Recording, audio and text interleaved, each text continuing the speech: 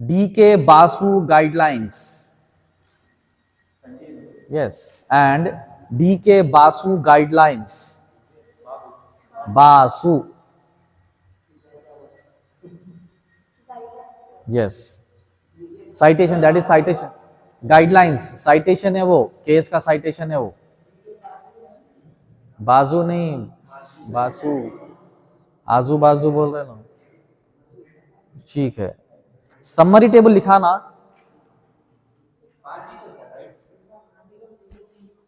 हाँ 5 है. Summary table लिखा ना. लिखा ना. अब इसमें क्या है, वही है. देखो कॉन्सेप्ट, एविडेंस का कॉन्सेप्ट क्या है, लीगल प्रोविजंस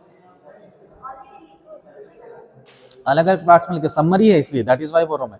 समरी का माना ये रहता है जो ऑलरेडी ऊपर लिखे है उसको समराइज करते, वो हो ना. देखो नहीं ज्यादा हो जा रहा ना पड़े.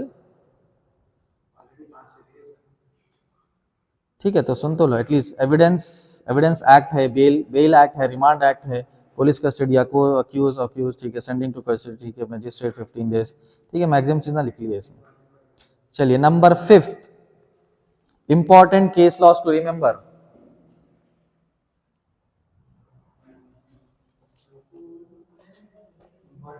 Important case laws to remember.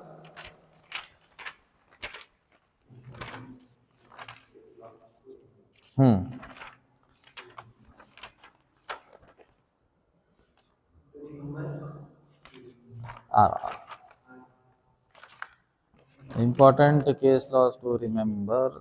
हाँ, important case laws to remember in respect of. Important case laws to remember in regards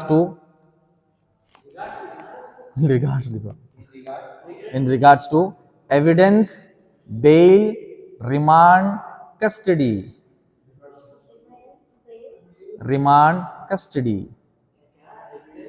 Bail, remand, custody. Evidence, bail, remand और कस्टडी के लिए इंपॉर्टेंट जो साइटेशंस है वो है ये 4. ठीक है. Number 1, Lalita Kumari versus government of UP.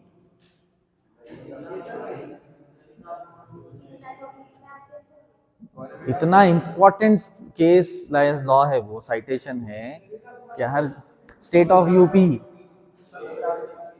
याद हो जाना उतना Bharat. State of UP 2014.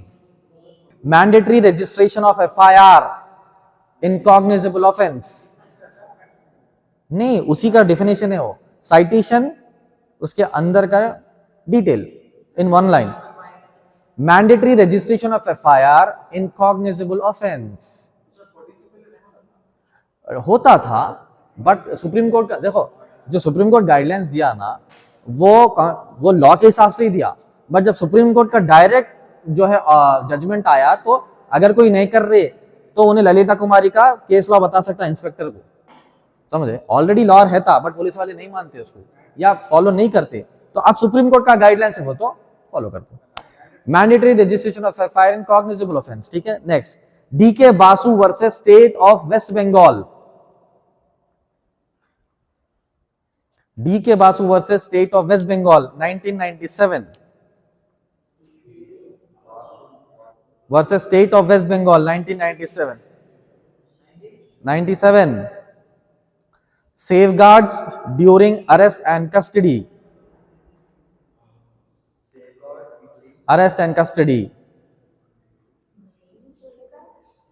During arrest and custody. Arnesh Kumar versus State of Bihar.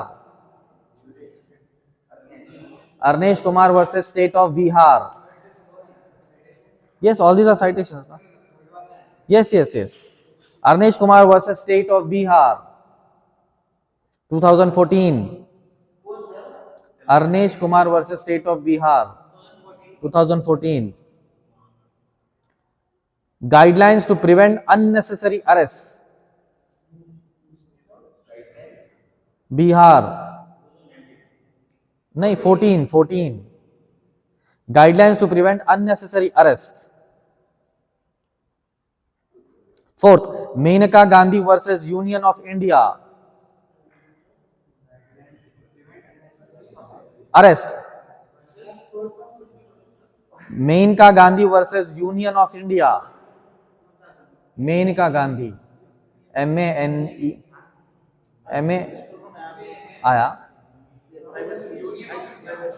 नहीं होता. मेनका गांधी नहीं होता. Procedure for fair just 78. Procedure must be fair. Procedure must be fair, fair, just and reasonable. Just and reasonable. And reasonable. Procedure must be fair. Procedure must be fair, just and reasonable. 78. Yes. Applies to custody and bail. Applies to custody and bail. नहीं, उसी का continue है. Applies to custody and bail.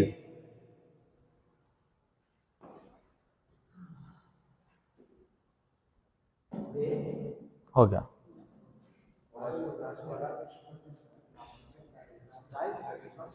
Yes. ठीक है. So shall we jump to next topic? Trial, acquittal, conviction, sentence, imprisonment. Acquittal, conviction, sentence, imprisonment. Trial, trial, trial, acquittal, conviction, sentence. Number one, trial. Rasko. चलो चलो. Trial. Meaning, a trial is the judicial examination of evidence. A trial is the judicial examination of evidence and determination. लिखो लिखो, double बात मत करो. And determination of legal guilt or innocence. Of legal guilt and innocence. Guilt and or innocence of the accused person in a court of law.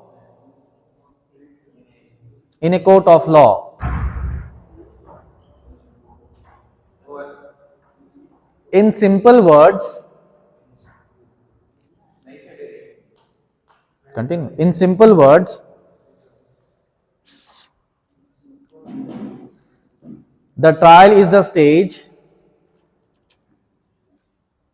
The trial is the stage where the court examines. The trial is the stage where court examines witnesses, evidence, and arguments. Evidence and arguments to decide whether the accused is guilty or not. Whether the accused is guilty or not.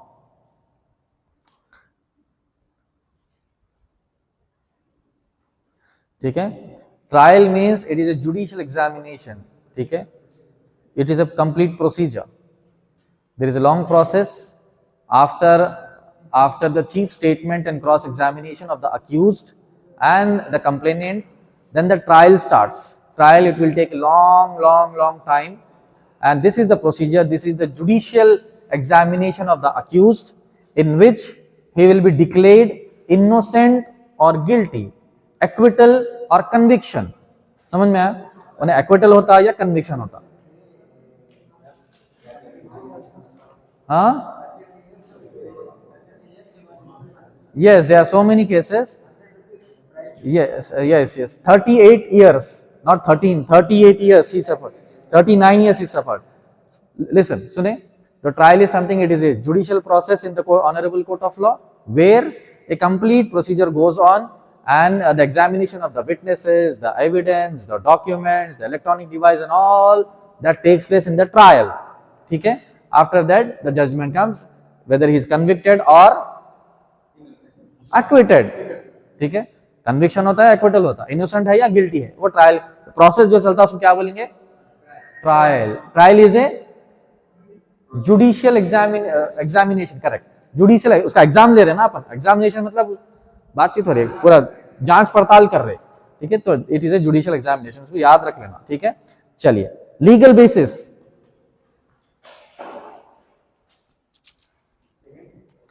Second point, legal basis. Okay, trial जो चल रहा, जो पूरा procedure है, it is based on what concept? No, procedure में which law? Substantive law or procedural law? Procedural law. ठीक है. What is substantive law? IPC and all that. ठीक है, IPC and acts. What is the procedure? वो IPC and acts उसके ऊपर लागू होने के बाद जो पूरा प्रोसीजर रहता कोर्ट का, अरेस्ट से लेके एक्विटल तक, अरेस्ट से लेके कन्विक्शन तक या एक्विटल तक, ये पूरा प्रोसीजर कहां से चलेगा? सीआरपीसी से चलेगा. ठीक है, सीआरपीसी से. अब लेटेस्ट लॉ में क्या नाम है उसका? बीएनएसएस. ठीक है, तो the legal basis of complete procedure of trial is based on CrPC, that is BNSS. ठीक है, तो everything starting from filing an FIR until conviction और acquittal, everything is written in CRPC. उससे आप हट नहीं सकते. Neither the court nor the police. Complete procedure is in CRPC. ये याद रखना. They cannot move out of CRPC. Even the bail. Bail पूरे sections कहां से पढ़े? CRPC से पढ़े. Arrest कहां से पढ़े? CRPC. FIR कहां से पढ़े? CRPC. Custody, police custody, judicial custody. Because these are all procedural law. ये पूरा प्रोसीजर है. करेक्ट. ठीक है, तो लीगल बेसिस में नंबर 1 इज सीआरपीसी 1973.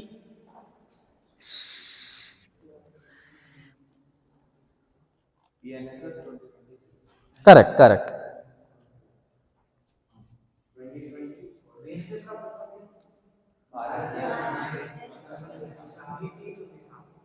ऐसा नहीं, अच्छे से याद करके आना. आप खुद अपने आप में बता रहे हो, सब मेरे को नहीं मालूम, बल्कि क्यों बता रहे हो? तो मालूमात करो. हम ऑलरेडी क्लास पढ़ा दिए और बार बार मैं पूछते रहता हूँ बीच में. आप याद करके आओ, बीएनएस क्या है, बीएनएसएस क्या है, बीएसए क्या है. ठीक है, आपको होमवर्क है, लिख लो, वहां पर लिख लेना, कल याद करके आना. ठीक है, चलिए. नंबर 1 सीआरपीसी लिख लिया. Second is IPC. IPC year क्या है? ईयर बोलते, फुल फॉर्म बोलते, पक्का? ठीक, लिख लो. हाँ, बोलो, कुछ भी बोलो. 18s का है वो, 18s अंग्रेजों जब बनाए थे. चलो लिखो. Defines offences and punishments. उसको गिरजान दो ने नहीं आना चाह रहा, टेबल पे लिखते जाओ. लिख लो. मैं 1860 है. डिफाइंस ऑफेंसेस एंड पनिशमेंट्स लिख लिए. चलिए next, Indian evidence act defines offences and punishments. IPC क्या डिफाइन करता? पनिशमेंट. करेक्ट. सेक्शन जो रहता ना, कभी भी आप सेक्शन पढ़ना तो सेक्शन में क्राइम का डिटेल भी रहता. मर्डर का सेक्शन क्या है? 302 है. करेक्ट. तो मर्डर आईपीसी में डिफाइन कहां पर है? सेक्शन 300 में. सेक्शन 300 में डिफाइन है, डिफिनेशन है उसका. सेक्शन 302 में उसकी पनिशमेंट है. तो आईपीसी में जो क्राइम है उसका डेफिनेशन भी है. समझे आप बात को? डेफिनेशन भी है, उसके बाद उसका पनिशमेंट है. ठीक है, लिख लिए. Indian evidence act 1872. Evidence act new में क्या है?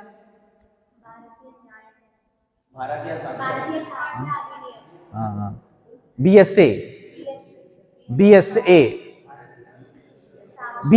लो. बीएसए 2023 क्या है वो? भारतीय साक्ष्य अधिनियम. अधिनियम का माना किस ईयर 1872 इंडियन एविडेंस एक्ट, हाँ evidence act governs the proof and evidentiary procedure, governs the proof and evidentiary procedure.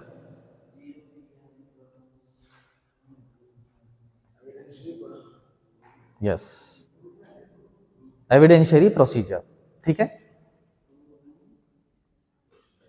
तो लीगल बेसिस समझ में आ गया ना, लीगल बेसिस क्या है भाई, ये प्रोसेस का, ये भाई आईपीसी है, सीआरपीसी है, एविडेंस एक्ट है, ठीक है। और भी लीगल बेसिस है, फॉर एग्जांपल आप मोटरसाइकिल का एक्सीडेंट हो गया गाड़ी का, तो उसका कौन सा लीगल बेसिस रहेगा, motor vehicle act, MV act, MV motor vehicle act, समझ में आया। तो लीगल बेसिस तो 3 लिखे, मगर जो चीज में क्राइम हुआ उसका कानून रहता तो उसके हिसाब से केस चलता, ठीक है, समझ में आ गया ना बात, that is called as legal basis, ठीक है। चलिए टाइप्स ऑफ ट्रायल्स, ट्रायल्स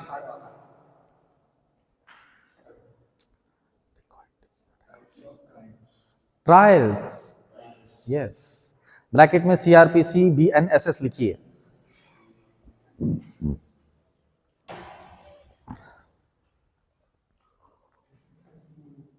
ठीक है। Number 1 session trial,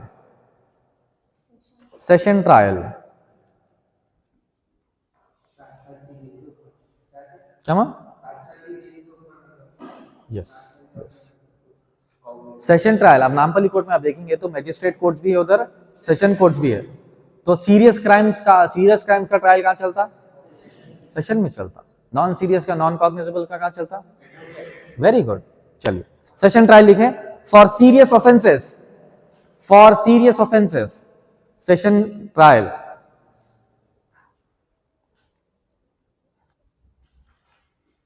for serious offences, example murder, डकैती,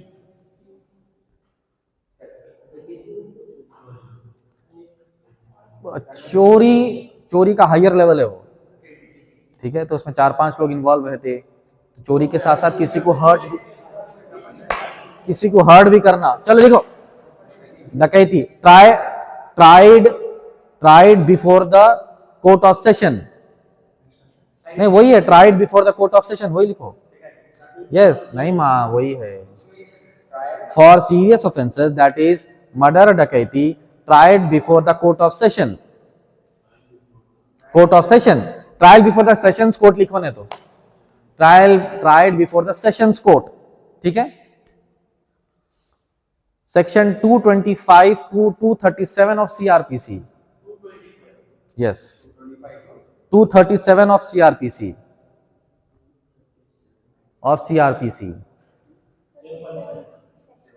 क्या मां, 225 to 237 of CRPC. Second is warrant trial, warrant trial, warrant trial,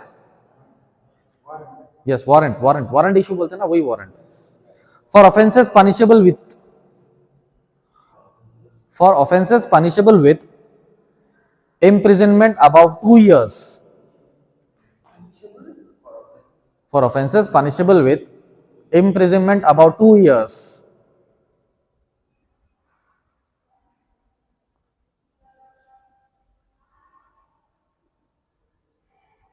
Section 238 to 250 of CRPC, 250 of CRPC, हाँ, जो वारंट इशू होता, warrant जो case में इशू होता, 2 types of cases, summon case and warrant case, correct. तो warrant जब issue होता तो दोज आर सीरियस क्राइम्स, तो सीरियस क्राइम्स के वास्ते ही, ठीक है। वारंट केस माने सीरियस क्राइम, वारंट मतलब कोई क्राइम हुआ तो उसके खिलाफ वारंट आ रहा, मतलब सीरियस क्राइम है। कोई क्राइम हुआ उसके खिलाफ अगर समन्स आ रहा बोले तो नॉन सीरियस क्राइम। वारंट और समन में फर्क क्या है, वारंट बोलते गला पकड़ के लेके आना, समन्स बोलते बुलाना, समझ, दोनों में फर्क है, समझाया। वारंट में यानी, अच्छा पूरा मैं इधर हो जा रहा हूं, वारंट यानी सीरियस, नॉन समन्स यानी नॉन सीरियस। वारंट का वारंट इशू हो गया बोलते हैं ना, कभी सुने वारंट इशू हो गया, व्हाट इज वारंट इशू? अरे वारंट इशू क्या मतलब? पुलिस वाले क्या पकड़ने के लिए आते? यस, समन्स मतलब बुलाते, जरा आ जाओ भाई। बुलाने के वास्ते उसका सीआरपीसी का सेक्शन है 41 सीआरपीसी की नोटिस बोलते हैं उसको, 41 सीआरपीसी की नोटिस, जो आप अक्यूज्ड को बुलाते पुलिस वाले। 91 सीआरपीसी कंप्लेनेंट को बुलाते, भाई आप कंप्लेन करे जरा इधर आओ, क्या कंप्लेन लिख के दिया? अक्यूज को भी बुलाए हम, उसको 91 दे के बुलाए, तुम्हारे को 40, उसको 41 दे के बुलाए, तुम्हारे को 91 दे के बुलाए। तो अक्यूज को बुलाना, कंप्लेनेंट को भी बुलाना, ये पूरा सीआरपीसी में लिखे हुआ है। पुलिस एक भी एक्शन सीआरपीसी के खिलाफ नहीं जा सकती, ये दिमाग में बैठा लो। अगर कंप्लेनेंट को बुलाना भी है पुलिस स्टेशन तो सीआरपीसी में लिखे हुआ है।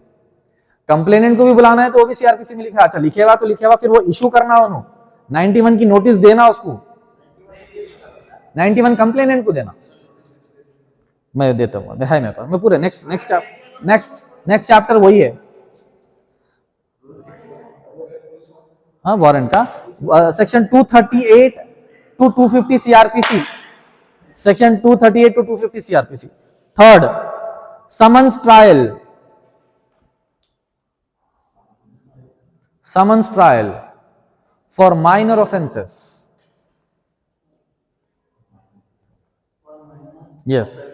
yes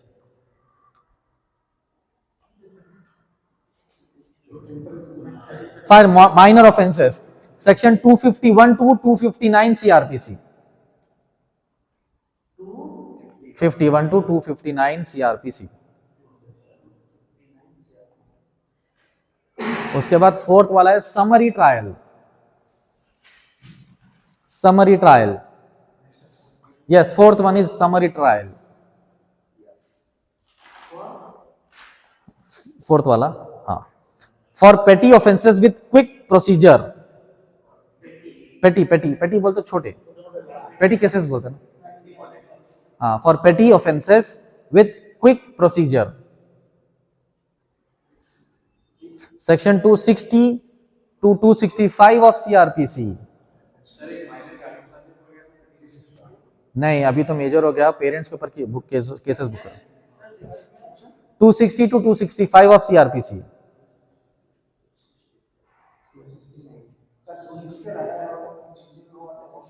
किसे? हाँ तो फाइट है ना, वो क्रिएटिंग न्यूसेंस में आता, इंजरी आता, एमएलसी होता,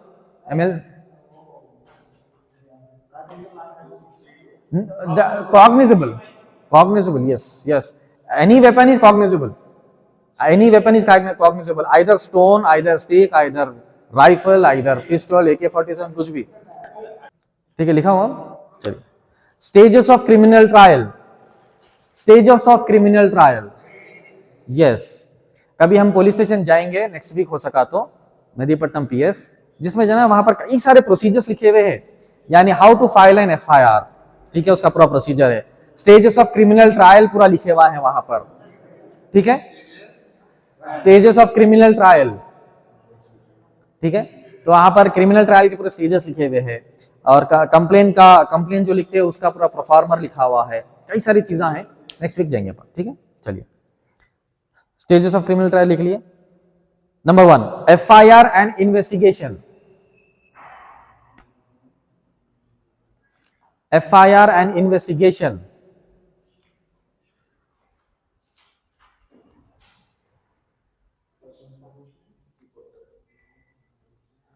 Second, filing of charge sheet, police report. Second is filing of charge sheet and police report. Charge sheet file करने कितना टाइम है मैक्सिमम? मैं कुछ भी बोल देना, नहीं, कल ही लिखाया मैं। बेसिकली 15 डेज रहता, उसके बाद फिर वो बढ़ते जाता, 60 डेज, फिर 90 days. 60 days is for come cognizable, हाँ, 90 डेज। यस, फाइलिंग है जो, filing of charge sheet and police report. बोलता हूं। Filing of charge sheet, police report, framing of charges by court. Yes, third one, framing of charges by court. Pen हो गया।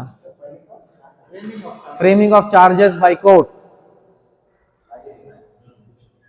Fourth, plea of the accused, plea plea PLEA, plea of the accused, bracket में guilty और not guilty, और not guilty. Charges frame करे बाद accused को पूछते कि भाई तुम्हारे खिलाफ ये चार्जेस है, डू यू एग्री? बोलता अक्यूज्ड क्या बोलना? यस बोल के जेल को चले आना। नॉट प्लीड गिल्टी बोलता हूं। नॉट प्लीड क्या बोलता? नॉट प्लीड गिल्टी मतलब गिल्टी नहीं हो साहब बोलता हूं। अगर गिल्टी नहीं है बोलते ट्रायल चलता पूरा, गिल्टी है बोले तो जेल को चले आता। हाँ बोल जाते चल जाना। Anything which is in front of the magistrate that will be accepted. तो सोच समझ के बोलना पड़ता। उसके बाद 2 बार पूछते इसको, तुम होश आवाज में बोल रहे ना, फिर भी बोल दिया तो जाओ, अब हम क्या करेंगे? होश आवाज में पूछे, सब पूछे तो सुनो सुनो, आपके खिलाफ ये बेंच क्लर्क पूछते आपके खिलाफ ये केसेस है जी, आप ये करे क्या? करे? बोले जल्दी बोलो। नहीं साहब मैं नहीं करा बोलता नहीं। तो नॉट प्लीड गिल्टी बोलते उसको, मतलब गिल्टी नहीं हो। तो जब ट्रायल स्टार्ट होता और नॉट प्लीड गिल्टी बोलते 6-7 पेपरों पे साइना कराते उसको, तो पूरे प्रोसीजर रहता। उसका बाद ट्रायल स्टार्ट होता। ट्रायल इसलिए स्टार्ट होता कि उन्हें एक्सेप्ट नहीं कर रहा बोल के, अगर उन्हें एक्सेप्ट कर लिया तो ट्रायल खत्म, उन्हें जेल को चलेगा, खत्म होगा किस्सा, खत्म। दूसरा केस तो उन्हें अक्यूज एक्सेप्ट नहीं कर रहा इसीलिए तो ट्रायल है, समझ में आई बात? अगर अक्यूज एक्सेप्ट कर लिया तो केस खत्म, उन्हें जेल को चलेगा। तो ट्रायल की जरूरत ही क्या है जब अक्यूज एक्सेप्ट कर ले रहा? ठीक है, हाँ तो वो कोएर्शन से कर रहे तो भी अलग चीज है, फिर उसका भी एक अलग प्रोसीजर है, उसका भी अलग प्रोसीजर है। ठीक है, coming number 5, prosecution evidence. Prosecution evidence, prosecution evidence. Prosecution माने नहीं, अभी ये कॉन्टेक्स्ट में प्रोसिक्यूशन क्या है? नहीं साहब, अभी जो लिख रहे अपन पॉइंट्स के हिसाब से प्रोसिक्यूशन, ये प्रोसिक्यूशन एविडेंस का माना ये है कि पीपी एविडेंस दे रहे ना। प्रोसिक्यूशन लॉयर कौन है? पीपी। तो प्रोसिक्यूशन एविडेंस यानी पीपी एविडेंस दे रहे, वो बता रहा हूं। ठीक है, prosecution evidence. 6th, examination of accused. Section 313 of CRPC of accused, section 313 of CRPC। 7th, defence evidence. अब यहां डिफेंस लॉयर एक्शन में आ जाते। ठीक है, डिफेंस एविडेंस 7th है, defence evidence. 8th, arguments by prosecution and defence. Arguments by prosecution and evidence. अब आप लोग कई बार देखे, 2 वकील जो लड़ लेते कोर्ट में, यही पॉइंट है वो। ठीक है, 2 एडवोकेट जो आर्ग्यूमेंट करते द कोर्ट ऑफ लॉ में, यही पॉइंट है। Okay, argument by prosecution, prosecution is PP and the defence lawyer. 9th, judgment resulting in acquittal. हाँ, और इसको कैसा याद रखना, 2 भी वर्ड्स, एक्विटल एंड कन्विक्शन, दोनों के शुरू का क्या वर्ड है? दोनों वर्ड्स के शुरू के अल्फाबेट्स क्या है? AC। AC के नाम से याद रखना। ठीक है, A मतलब, C मतलब, खत्म हो गया। ऐसा याद रख लो, बोलो याद रखने का तरीका। हाँ,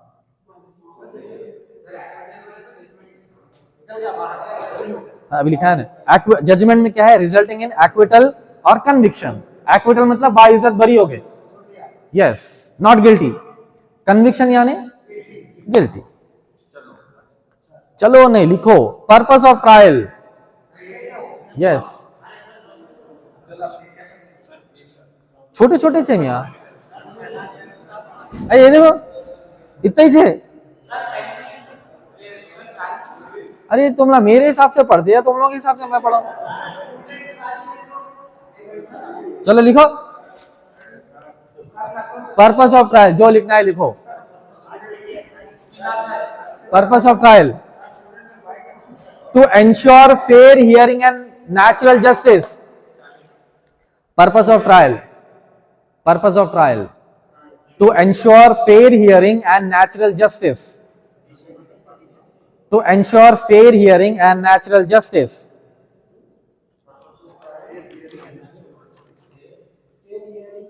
natural justice,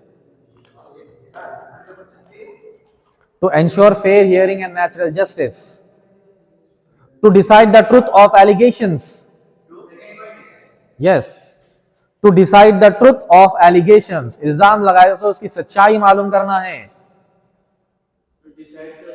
of allegations. Third, to ensure that no innocent person is punished. बहुत इंपॉर्टेंट है, देखो ये, to ensure that no innocent person is punished and no guilty person escapes, and no guilty person escapes.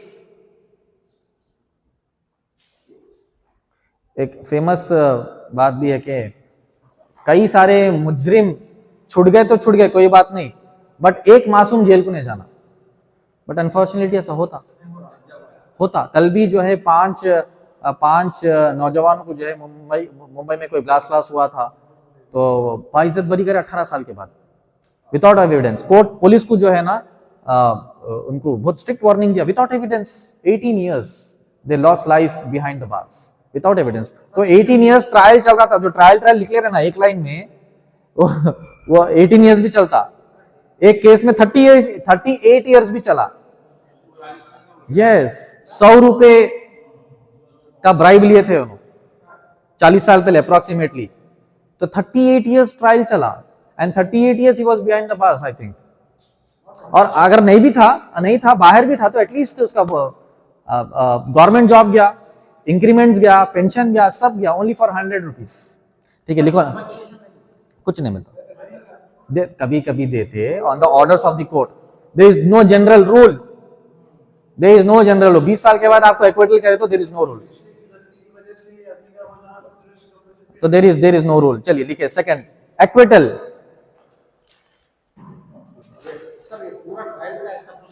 Yes. Acquittal meaning it means that the accused is found. It means that the accused is found. That the accused is found not guilty of the offense.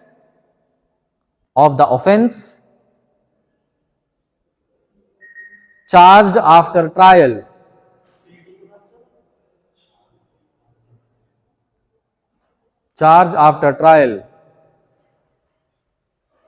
It is a judicial declaration. Of innocence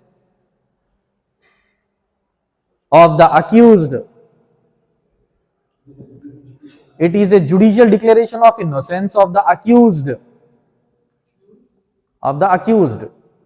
Never mind वो 40 साल के बाद क्यों ना हो, 20 साल के बाद क्यों ना हो, 25 साल के बाद क्यों ना हो, अब ट्रायल चलता लंबा. ठीक है. लीगल बेसिस लिखते जाओ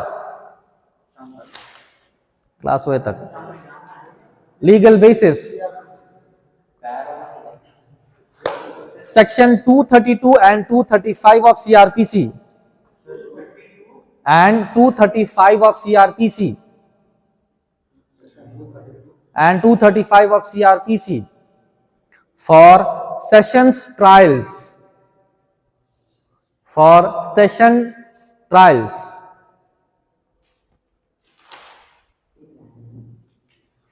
Next, section 248 subsection 1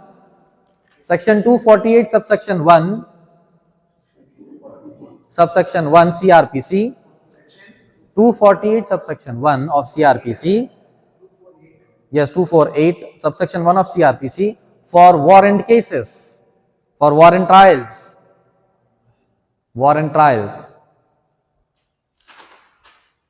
Next side heading, when acquittal happens, जब acquittal होता तो 3 चीजें होती, वो लिखना है. when prosecution fails to prove the guilt, when prosecution fails to prove guilt beyond a reasonable doubt, fails to prove the guilt beyond reasonable doubt. Second, when evidence is insufficient or unreliable, when evidence is insufficient or unreliable,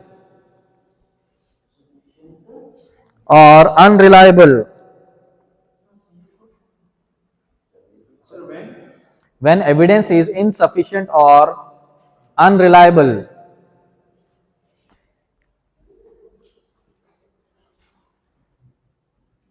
when there is benefit of doubt, third one, when there is benefit of doubt in favor of the accused,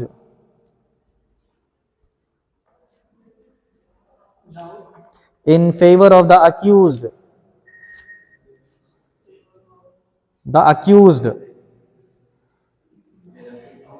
चलो next.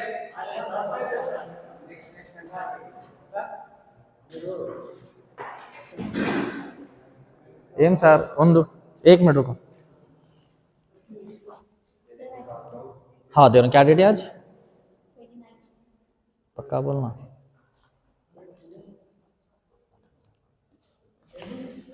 Finish, ठीक है, वो बंद कर दो.